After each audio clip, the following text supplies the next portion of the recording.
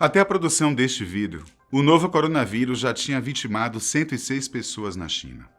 Longe de mim desejar que este número aumente, mas analisando o cenário de avanço do vírus, é provável que quando você estiver nos assistindo, a quantidade de casos tenha alcançado um novo patamar. Espero eu que talvez já tenham desenvolvido até uma vacina, quem sabe. Na cidade de Wuhan, considerada o epicentro da doença, mais de 4.000 habitantes foram infectados. Um avanço preocupante, visto que na China 81 pessoas não sobreviveram no prazo de uma semana. Eu sou Benjamin e aqui vamos investigar em detalhes o novo coronavírus e como ele está impactando a vida humana em escala global. Já deixa seu like aqui embaixo e se inscreve no canal para a gente trazer mais vídeos como esse. Devemos começar alertando que a doença, sim, é perigosa. Mas é preciso ter cuidado com todo o terrorismo encontrado pela internet. O vírus realmente está se espalhando. Pessoas estão morrendo e os países estão preocupados com o avanço da doença. Só que o novo coronavírus não vai causar um apocalipse zumbi e não existem provas de que um plano de eliminação em massa esteja em andamento. Dito isso, a doença faz parte da família dos coronavírus, grupo que causa infecções respiratórias em seres humanos e animais, abrangendo vários tipos de agentes infecciosos.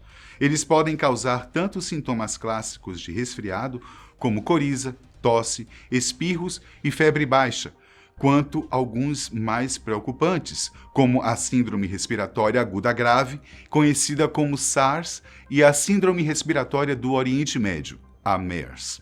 Até o presente momento, não é possível afirmar com 100% de certeza o que originou a nova versão do vírus. Diferentes coronavírus conseguem se recombinar e sofrer mutações. Mutações que podem originar novos agentes. Agentes que podem ser mais fortes que os anteriores. É um pouco preocupante, né? Essas novas combinações são passadas entre animais e em algum momento acabam chegando aos seres humanos. É um processo similar com o que aconteceu com a gripe suína. O vírus passou das aves para um porco e dentro do animal ele sofreu recombinações até gerar a influenza tipo A, H1N1.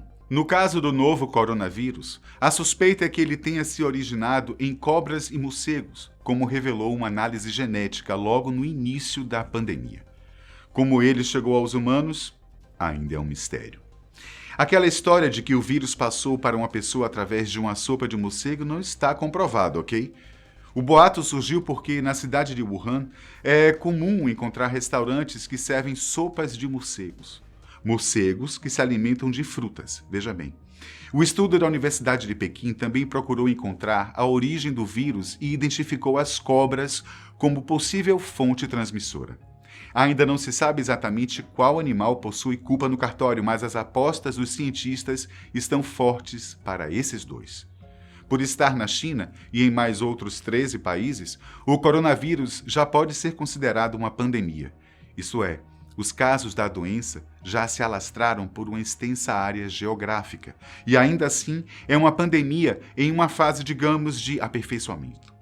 Você já deve ter visto imagens de pessoas na China com aquelas máscaras respiratórias descartáveis, certo? Essas máscaras ajudam a evitar que alguém seja contaminado, já que a doença é facilmente transmissível pelo ar, através de espirros, tosses e até contato com objetos contaminados. Casos da doença já foram detectados no Japão, Singapura, Vietnã, Austrália, Tailândia, França, Canadá, Estados Unidos, Coreia do Sul, Malásia, Nepal, Taiwan e na Arábia Saudita. De acordo com as autoridades chinesas, o coronavírus pode ser transmitido antes mesmo dos sintomas aparecerem em uma pessoa, ou seja, quando ele estiver ainda incubado. Sintomas que envolvem questões respiratórias como tosse, dificuldade de respirar e também febre. Parecem sinais comuns, né? Então, por que pessoas estão morrendo? Primeiro, pelo diagnóstico e tratamento tardio, o que também pode ocorrer com qualquer doença que não for tratada de maneira adequada. Segundo, porque alguns casos estão relacionados com pessoas que já tinham patologias respiratórias.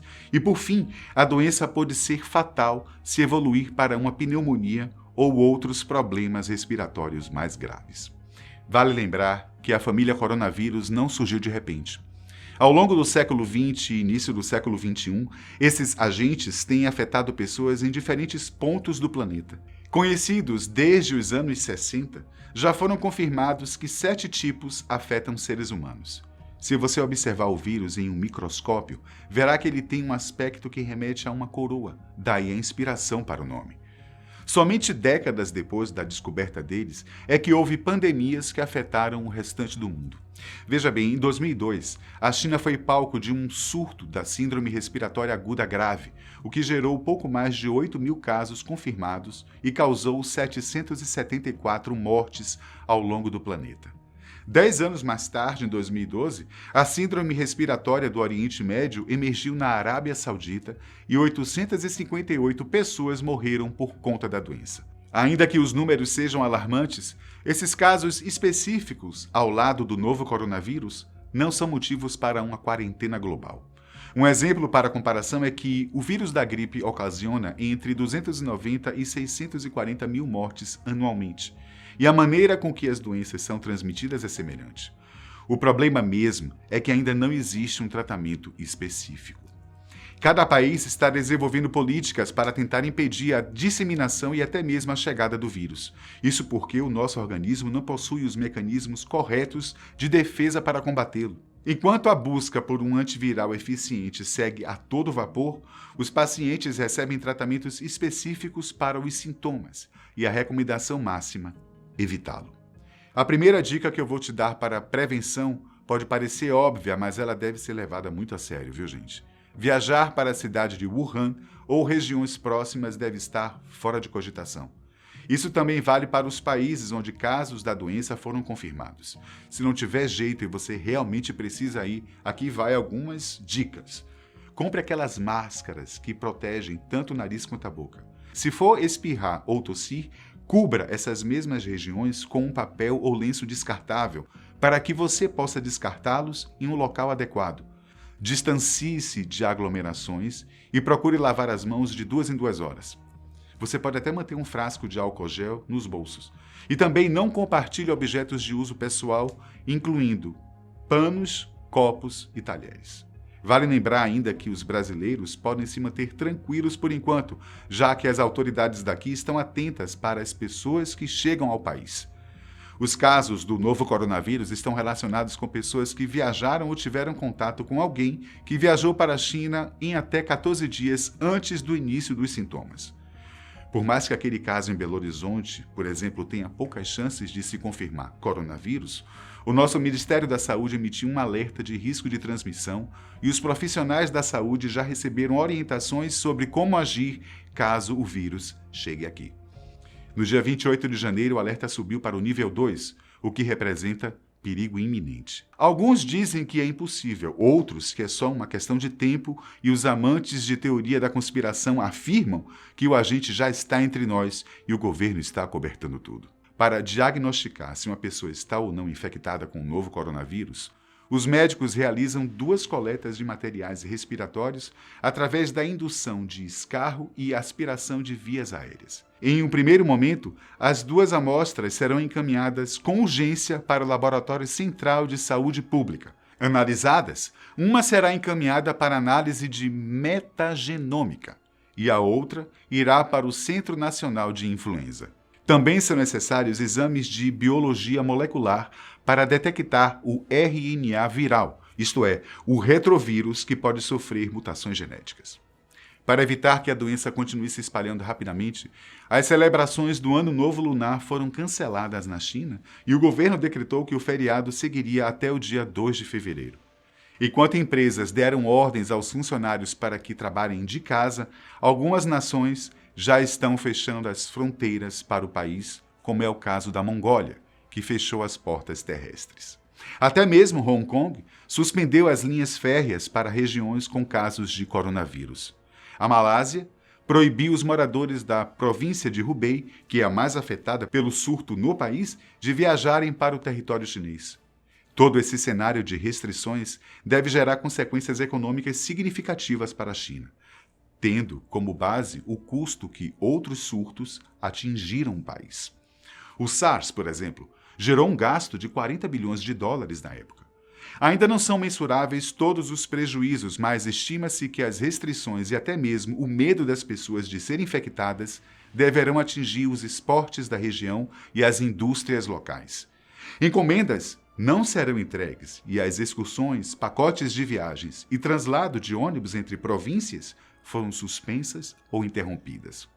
A indústria farmacêutica, por outro lado, deverá lucrar, enquanto o vírus se espalha por conta da venda de antitérmicos e analgésicos, uma forma dos pacientes aliviarem os sintomas.